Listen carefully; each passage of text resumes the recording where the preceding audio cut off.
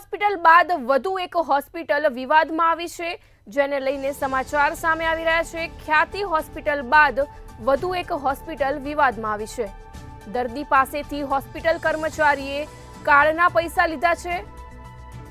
PM જય card સરકાર મફતમાં કાઢી આપે છે, પરંતુ વ્યક્તિ પાસેથી પૈસા લેવામાં આવ્યા છે। કર્મચારી અને મળતિયાઓએ દર્દીને છેતર્યાનો આક્ષેપ પણ કરવામાં આવ્યો છે। ઓપરેશન બાદ કાર્ડ બ્લોક હોવાનું કહી પૈસા કઢાવ્યા હતા।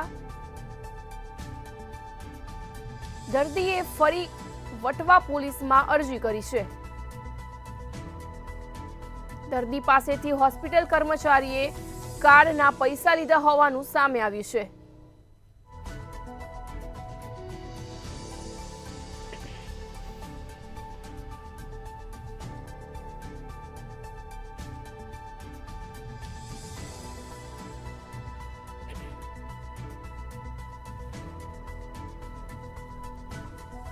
સંવાદદાતા મેહુલ દુધરેજિયા લાઈવ જોડાયા છે।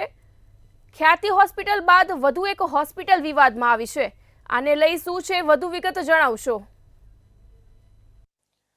રાજ્ય અને કેન્દ્ર સરકારે ખૂબ જ સારી યોજના છે તે ગરીબ અને મધ્યમ વર્ગના લોકો માટે કાઢી છે, પીએમ જય કાર્ડ, જેની અંદર મોટો લાભ જે છે દર્દીઓ માટે થતો હોય છે, પરંતુ લેભાગુ તત્વો અને ક્યાંક તેનો ઉપયોગ જે છે ખરાબ રીતે કેવી રીતે થાય છે આપણે ખ્યાતિ હોસ્પિટલમાં જોયું। આવી જે ઘટના જે છે તે અમદાવાદના વટવા વિસ્તારના એક સ્થાનિકની સાથે થઈ છે।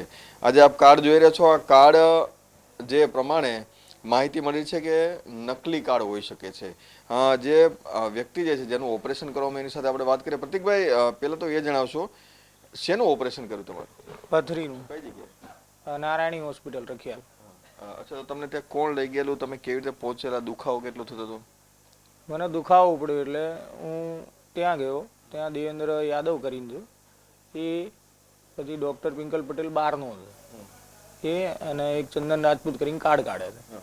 આ ત્રણે ભેગા થઈને મારા જોડે ફ્રોડ કર્યું। અચ્છા, કેવી રીતે ફ્રોડ કર્યું? તમારી પાસે કાર્ડ હતું, તમે બનાવડાયું? કોઈ મને કાઢીને આપ્યું અને મારું કાર્ડ એક્સેપ્ટ કર્યું હોસ્પિટલમાં, અને હું એડમિટ થયો, મારું ઓપરેશન થઈ ગયું। પછી કે કાર્ડ તમારું બ્લોક છે, તમારે પૈસા ભરવા પડશે। હવે હું પેશન્ટ હતો, બરાબર, મારી પાસે દેવેન્દ્ર યાદવ બિલ ડિપાર્ટમેન્ટમાંથી આવીને બહુ ખરાબ ગેરવર્તન કર્યું, અને મેં કીધું હું પેમેન્ટ પૈસા આપી દઉં છું, છતાં પણ મારા હાથમાંથી વીઘો ના કાઢી, બરાબર, અને મને ધમકાવ્યો, મને કે તને જેલમાં મોકલીશ ને આવું બધું ત્યાં આગળ મને ધમકી આપતા હતા। અચ્છા, કેટલા પૈસા તમે ભર્યા અને આજે કાર્ડ જે છે એ બ્લોક કેવી રીતે થઈ ગયું? એ હવે મને થોડી ખબર પડે, આમાં મને કોઈ નોલેજ નહીં, પણ મેં આ કાર્ડના મારી પાસે 5,000 લીધા હતા, અને ત્યાં ઓપરેશનના મારી પાસે 80,000 લીધા, અને પછી જે ડીજે સ્ટેન્ડ મૂક્યું હતું અંદર પેટમાં પાઇપ, એના મેં પાછા અલગથી 12,000 રૂપિયા આપીને પ્રાઇવેટ હોસ્પિટલમાં જઈને કઢાવડાવ્યું। હા, એટલે 1 લાખ રૂપિયાથી વધારે ખર્ચો થઈ ગયો તમારો। કામ ધંધો શું કરો? કામ ધંધો મારે અત્યારે જીઆઈડીસીમાં કોન્ટ્રાક્ટ ચલાવું। જીઆઈડીસીમાં કામ કરે, 97,000 રૂપિયા જેટલો ખર્ચો થયો છે। મનોજભાઈ, ખ્યાતિ હોસ્પિટલ કાંડ આપણે જોયો, અને સાથે સાથે હવે બીજો કેસ, કારણ કે પીએમ જય યોજના ભલે સારી છે, સરકાર આપે છે, પરંતુ આ લેભાગુ તત્વો સામે શું કાર્યવાહી થવી જોઈએ? મારું તો એટલું જ માનવું છે કે ખ્યાતિ હોસ્પિટલમાં જે બનાવ બન્યો એવો જ બનાવ આપણે નારાયણી હોસ્પિટલમાં આ દર્દી સાથે બનેલો છે।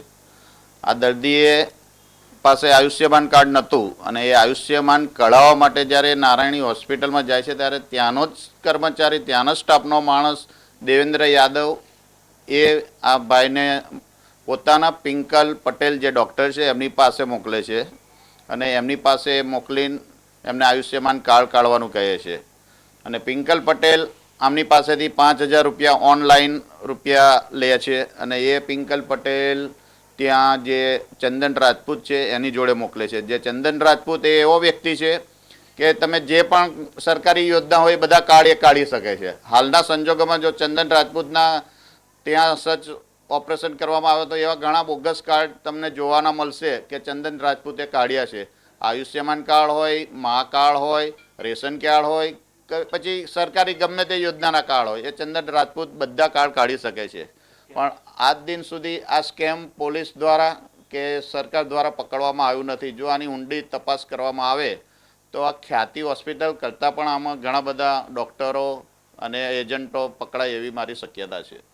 એટલે ખાનગી હોસ્પિટલ ક્યાંક જે પીએમજય યોજનાનો જે ગેરફાયદો ઉઠાવતો હોય છે, સાથે આ રીતે જે નકલી આયુષ્માન કાર્ડ કે જે લોકો માટેના જે બનાવવામાં આવે છે તેની અંદર પણ નકલી કાર્ડ બનાવતા જે એજન્ટો અત્યારે બેફામ થઈ ચૂક્યા છે. આવા જે લોકો છે તેની સામે જો કડક અને જે કાયદેસરની કાર્યવાહી કરવામાં આવે તો જે ગરીબ દર્દીઓ જે છે તેઓને હેરાનગતિ ના થાય અને સાથે જ આવા જે લોકો છે તેને જેલને સળિયા ગણાવવાની પણ જે વાત જે છે તે લોકો કરી રહ્યા છે. જી, વિગતો આપવા બદલ આભાર. ખ્યાતિ હોસ્પિટલની સમાન જ એક મામલો સામે આવ્યો છે, જ્યાં પીએમજય કાર્ડને લઈને મામલો સામે આવ્યો છે. કર્મચારી અને મળતિયાઓએ દર્દીને છેતરિયાનો આક્ષેપ કરવામાં આવ્યો હતો.